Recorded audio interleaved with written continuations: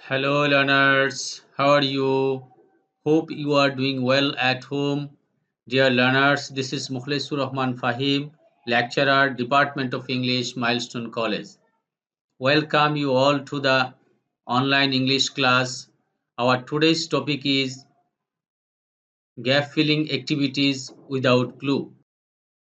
Dear learners, gap filling activities, that means with clue or without clue তে ভালো করতে হলে তোমাদের আরো কিছু বিষয়ের উপর ভালো ধারণা থাকতে হবে। সেগুলো হচ্ছে নাম্বার 1, enrich your vocabulary.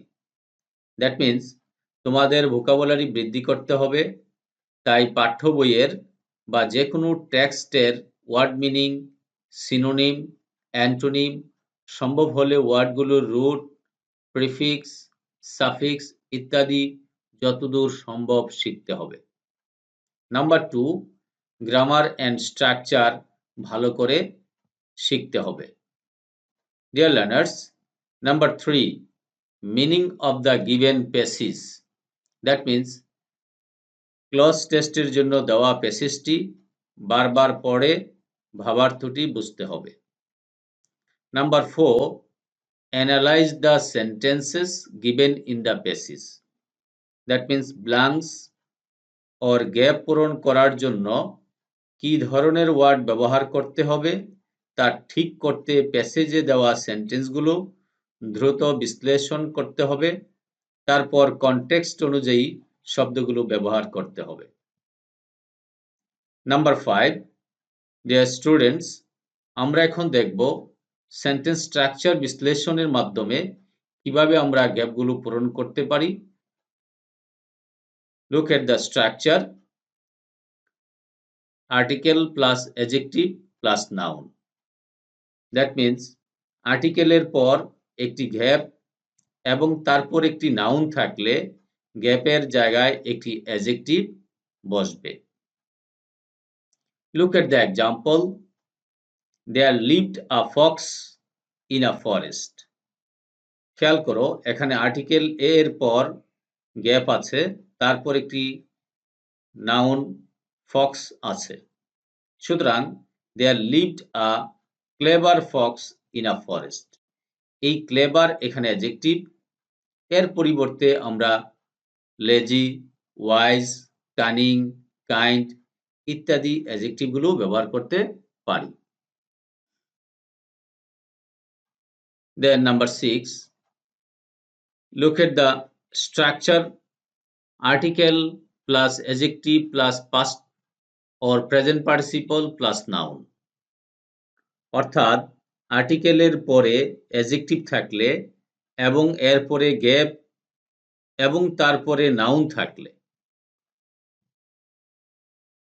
গ্যাপের স্থলে পাস্ট পার্টিসিপল বা প্রেজেন্ট পার্টিসিপল ব্যবহৃত হবে। Look at the example: I saw a beautiful dash picture hung on the wall. তাহলে এখানে খেয়াল করো, এই সেন্টেন্সে এ আর্টিকেলের পরে বিউটিফুল অ্যাডজেক্টিভ রয়েছে, তারপরে গ্যাপ এবং গ্যাপের পরে পিকচার অর্থাৎ একটি নাউন রয়েছে। তাই গ্যাপের স্থলে পেইন্টেড অর কালার্ড ইত্যাদি পাস্ট পার্টিসিপল বসবে এবং এগুলো অ্যাডজেক্টিভ হিসাবে কাজ করবে। Dear learners, look at number 7. Look at the structure: the plus adjective এর plural common noun plus plural verb. অর্থাৎ ডেফিনিট আর্টিকেল দা এর পরে গ্যাপ থাকলে এবং এরপর প্লুরাল ভার্ব থাকলে সেখানে একটি অ্যাডজেক্টিভ ব্যবহার করতে হবে। এই অ্যাডজেক্টিভকে প্লুরাল কমন নাউন হিসাবে গণ্য করা হয়। Look at the example: the gap আর born to suffer. এখানে শূন্যস্থানে পুয়ার হবে। আবার পরের এক্সাম্পলটি খেয়াল করো, the dash are not always happy, এই শূন্যস্থানে রিচ বসবে। তাহলে উপরে পুয়ার ও রিচ এই দুইটি প্লুরাল কমন নাউন হিসাবে ব্যবহৃত হয়েছে। Dear learners, look at number 8. Definite article the plus adjective plus অ্যাডজেক্টিভের সুপারলেটিভ ডিগ্রি প্লাস নাউন। অর্থাৎ স্ট্রাকচারটি যদি এমন হয় সেক্ষেত্রে ডেফিনিট আর্টিকেল দায়ের পরে অর্থাৎ ডেফিনিট আর্টিকেল দায়ের পরে গ্যাপ থাকলে এবং তারপর নাউন থাকলে গ্যাপের জায়গায় অ্যাডজেক্টিভের সুপারলেটিভ ডিগ্রি হয়। Look at the example. Moniruzzaman is the dash man in the village. এখানে আমরা ব্যবহার করতে পারি wisest man, richest, strongest, cleverest, tallest, best ইত্যাদি। এই সুপারলেটিভ ডিগ্রিগুলোর যে কোনো একটি ব্যবহার করা যাবে। Look at another example. Mr. Khan is the dash man of NS Road area. এই শূন্যস্থানে আমরা ব্যবহার করতে পারি fattest, poorest or laziest man in the area. Dear learners, now look at number 9. Look at the structure preposition plus verb plus ing plus noun. অর্থাৎ কোনো সেন্টেন্সে preposition থাকলে অর্থাৎ প্রিপোজিশনের পরে শূন্যস্থান থাকলে বা গ্যাপ থাকলে গ্যাপের পরে একটি নাউন থাকলে গ্যাপে আইএনজি যুক্ত ভার্ব বসবে। Look at the example. Children are fond of dash sweets. এখানে ইট ভার্বের সাথে আইএনজি যুক্ত করে ইটিং করা হয়েছে। Number 10. Look at the structure article plus noun plus verb. এখানে খেয়াল করো আর্টিকেলের পরে গ্যাপ থাকলে এবং তারপর ভার্ব থাকলে গ্যাপের স্থলে নাউন ব্যবহৃত হবে। ভার্ব দেখে ঠিক করতে হবে শূন্যস্থানের নাউনটি সিঙ্গুলার হবে নাকি প্লুরাল হবে। Look at the example. The dash are catching fish in the river. এখানে খেয়াল করো শূন্যস্থানে ফিশারম্যান, বয়েজ, পিপল, ভিলেজার্স ইত্যাদি বসবে। এই নাউনগুলো প্লুরাল কারণ এদের পরে অক্সিলারি ভার্ব প্লুরাল ফর্মে আছে। Look at number 11. Look at the structure noun plus preposition plus relative pronoun. এখানে আমরা দেখি কোন সেন্টেন্সে রিলেটিভ প্রোনাউনের পূর্বে গ্যাপ থাকলে সেখানে একটি প্রিপোজিশন ব্যবহৃত হতে পারে। Look at the example. The school dash which Ridwan reads has a good reputation. এখানে খেয়াল করো এই শূন্যস্থানে আমরা একটি ইন বসাতে পারি preposition. The school in which Ridwan reads has a good reputation. Number 12. Look at the structure. One of the, many of them, most of the plus noun এর plural form. অর্থাৎ one of the, many of them, most of the ইত্যাদির পর gap থাকলে গ্যাপের স্থলে নাউনের plural form বসবে। Look at the example. Milestone College is one of the most famous dash in Dhaka. এখানে খেয়াল করো বসানো হয়েছে colleges. Then next example. Mr. Monirujjaman is one of the greatest dash of Tangail. এখানে বসানো হয়েছে greatest persons of Tangail. এই persons হচ্ছে পার্সনের প্লুরাল নাম্বার, এখানে কলেজেস হচ্ছে কলেজের plural number. Look at number 14. Look at the structure be verb plus adjective plus preposition. That means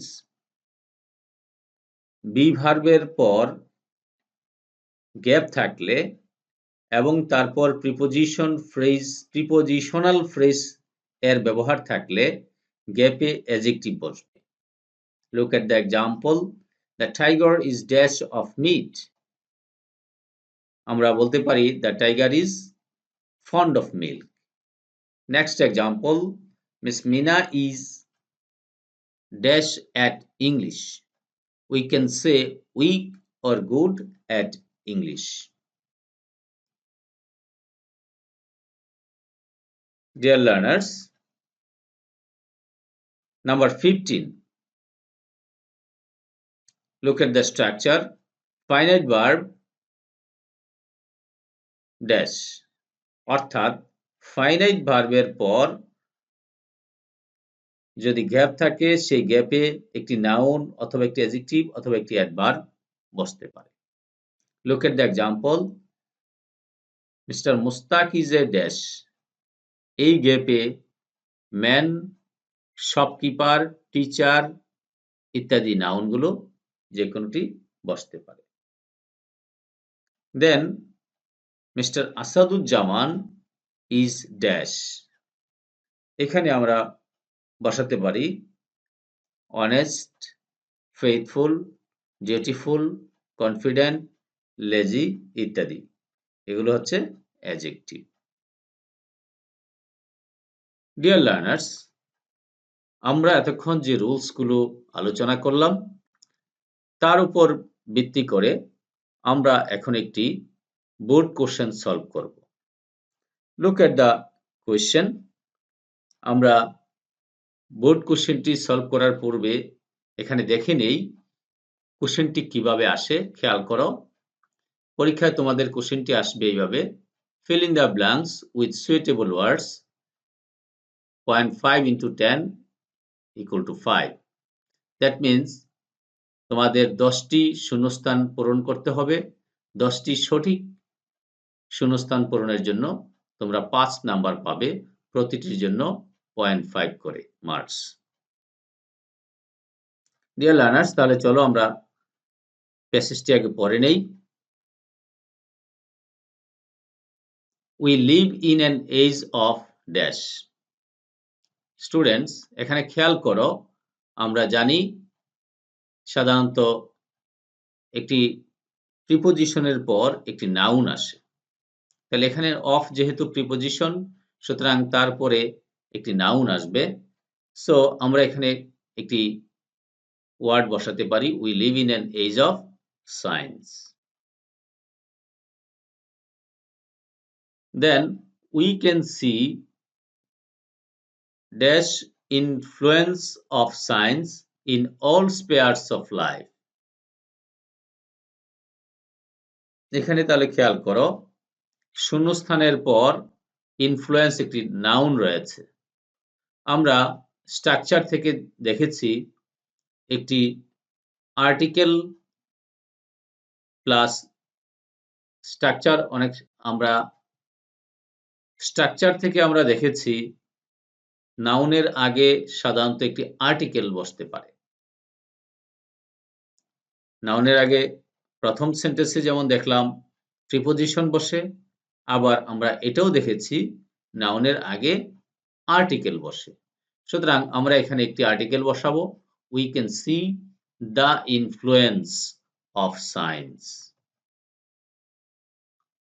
in all spheres of life.